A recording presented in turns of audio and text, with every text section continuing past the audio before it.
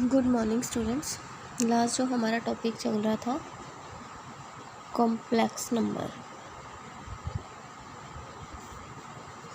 तो आज हम कॉम्प्लेक्स नंबर का नेक्स्ट टॉपिक करने वाले हैं, find real and imaginary part. यानी हमारे पास कोई भी इक्वेशन दी होगी, उस इक्वेशन के वो बोलेंगे कि रियल और इमेजिनरी पार्ट फाइंड आउट करो। तो पहले तो हमें रियल और इमेजिनरी, वैसे तो हम पढ़ के आए हैं कि रियल कौन सा होता है, इमेजिनरी कौन सा होता है। तो रियल जो विदाउट आइटा हो और जो इमेजिनरी जिसके साथ आइटा हो। कोई भी इक्वेशन होगी उसका हमें रियल और इमेजिनरी पार्ट फाइंड आउट करना है। फॉर एग्ज़ाम्पल हमारे पास इक्वेशन ये गिवन है 1 माइनस आइटा 1 प्लस आइटा। तो जब ये डिवाइड में है तो हमें पता ही नहीं किसका रियल पार्ट कौन सा है और इमेजिनरी कौन सा है। तो आपको पहली बात ये ध्यान रखनी है, जब भी हमारे पास कोई फंक्शन डिवाइड में हो तो हम क्या करेंगे, उसको रैशनलाइज करेंगे। रैशनलाइज कैसे करते हैं, अगर नीचे प्लस का है तो उसको माइनस के साथ मल्टीप्लाई, यानी 1 प्लस आइटा था तो हमने 1 माइनस आइटा 1 माइनस आइटा दोनों ऊपर नीचे मल्टीप्लाई कर दिया। तो ऊपर तो बन गया 1 माइनस आइटा की होल स्क्वायर और नीचे बन गया 1 प्लस आइटा और 1 माइनस आइटा।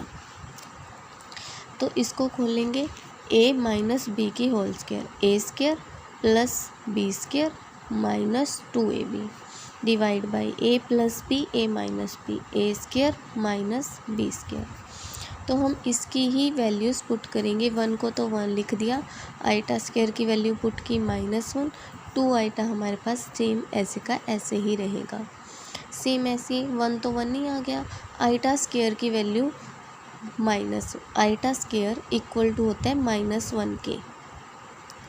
ये हमने पहले भी लर्न की थी कि लास्ट लेक्चर में मैंने आपको बताया भी था कि आइटा स्क्वायर इक्वल टू -1 के होता है, रूट -1 इक्वल टू आइटा के होता है, iota cube equal to minus iota के होता है। ये 3 वैल्यूज़ हमें लर्न रखनी है।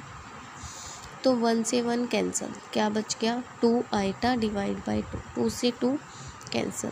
तो हम इसको अब हमारे पास रियल वैल्यू तो कुछ भी नहीं बची, तो हम इसको लिखेंगे 0 प्लस आइटा, यानी जो हमारे पास रियल वैल्यू है वो तो आई 0 और जो इमेजिनरी वैल्यू है वो आई 1।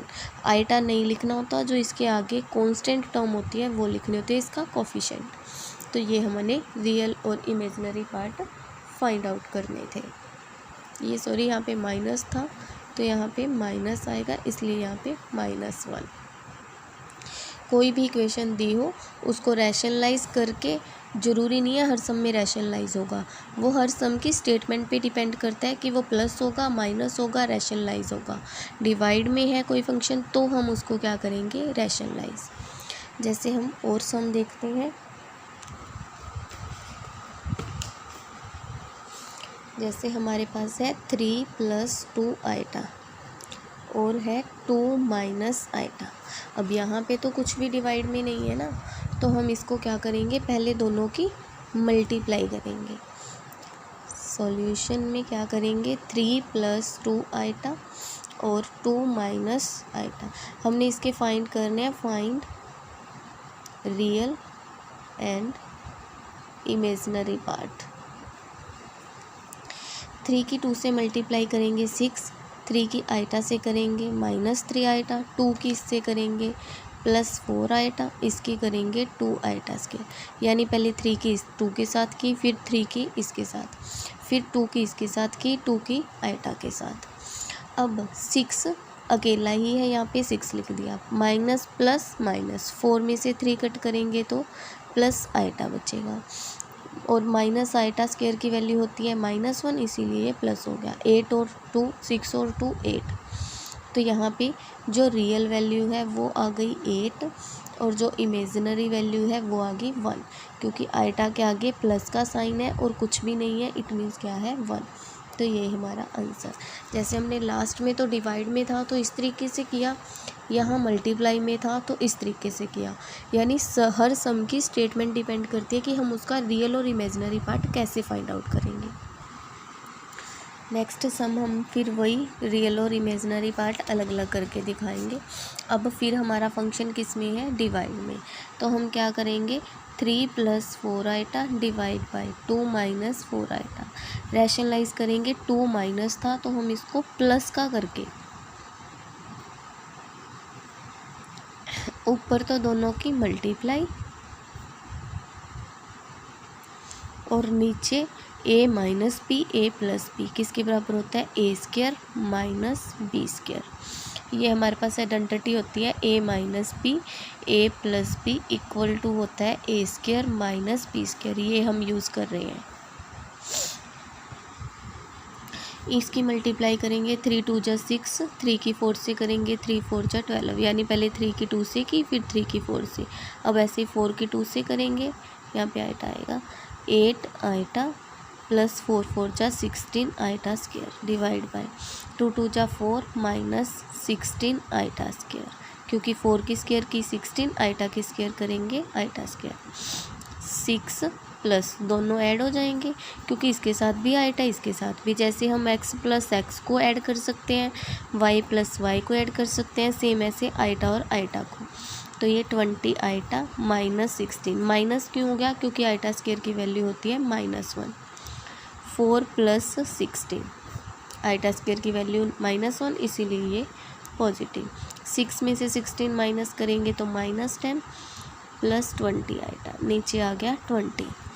लेकिन अभी भी हमारे पास रियल और इमेजिनरी पार्ट नहीं आया, तो हम इसको अलग अलग करेंगे। 20/20 आइटा, इससे ये कट गया, -1/2, इससे ये कट गया +1, यानी जो रियल वैल्यू आई वो -1/2 और जो इमेजिनरी आई वो 1। तो इसी टाइप से हम क्या करेंगे, रियल और इमेजिनरी पार्ट फाइंड आउट कर सकते हैं। तो ये तो एक हमारा टॉपिक यही था कि हमें कोई भी इक्वेशन गिवन है उससे हमने रियल वैल्यू और इमेजिनरी वैल्यू फाइंड आउट करनी है। नेक्स्ट हमारा टॉपिक है मॉडुलस, यानी हमें कोई भी मतलब कोई कॉम्प्लेक्स नंबर गिवन है a + आइटा b, हमें इसका मॉडुलस फाइंड आउट करना है। उसका साइन होता है ये। इसका मॉडुलस कैसे फाइंड आउट करते हैं, जो a² है a² और जो आइटा का कांस्टेंट टर्म है कोफिशिएंट है उसकी स्क्वायर, यानी कोई भी टर्म दे रखे है तो हम इस तरीके से उसका मॉडुलस फाइंड आउट करेंगे। फॉर एग्ज़ाम्पल हमारे पास z = दे रखा है 3 + 4 आइटा, हमें इसका मॉडुलस फाइंड आउट करना है तो क्या करेंगे, 3² + 4²। 3 का 3 आ गया, आइटा का जो कोफिशिएंट था वो, 3 × 3 = 9, 4 × 4 = 16, तो ये कितना बन गया 25, कितना आ गया 5, यानी मॉडुलस ऑफ z कितना आ गया 5। ऐसे ही वो हमें कोई भी टर्म देगा और हमें उसका मॉडुलस फाइंड आउट करके दिखा देंगे। जैसे अब नेक्स्ट टर्म है 1 + iota divide by 1 minus iota. मान लो हमें इसी का ही मॉडुलस फाइंड आउट करना था। इन्होंने पूरा सम ये है 1 - आइटा 1 + आइटा। तो जब हम इसका सॉल्यूशन करेंगे तो पहले तो हमें कॉम्प्लेक्स नंबर चाहिए जो इस फॉर्म में होगा। तो इस फॉर्म में बनाने के लिए हम क्या करेंगे, एलसीएम लेंगे। 1 - आइटा 1 + आइटा, इसकी मल्टीप्लाई इधर होगी,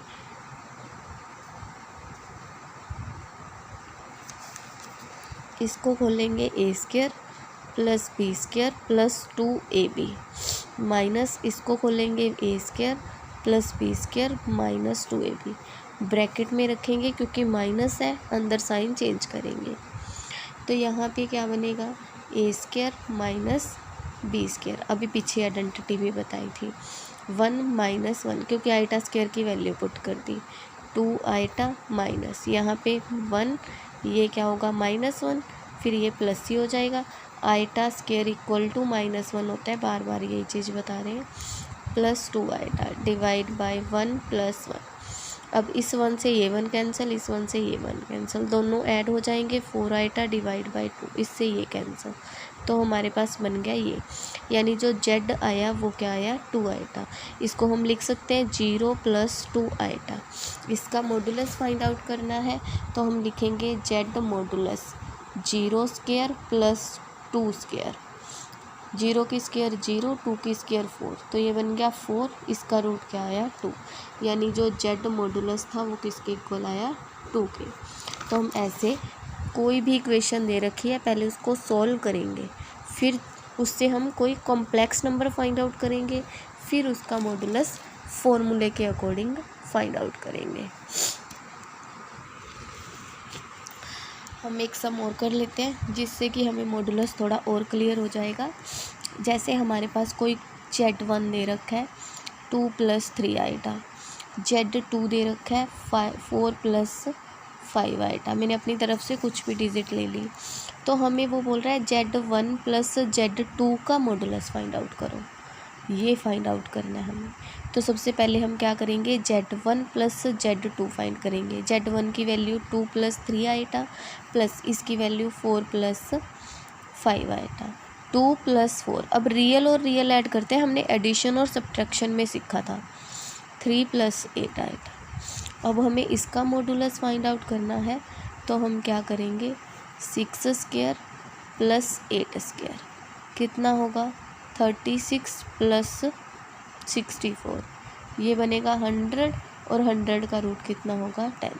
तो हमने क्या किया, Z1 + Z2 का जो मॉडुलस था वो फाइंड आउट कर दिया।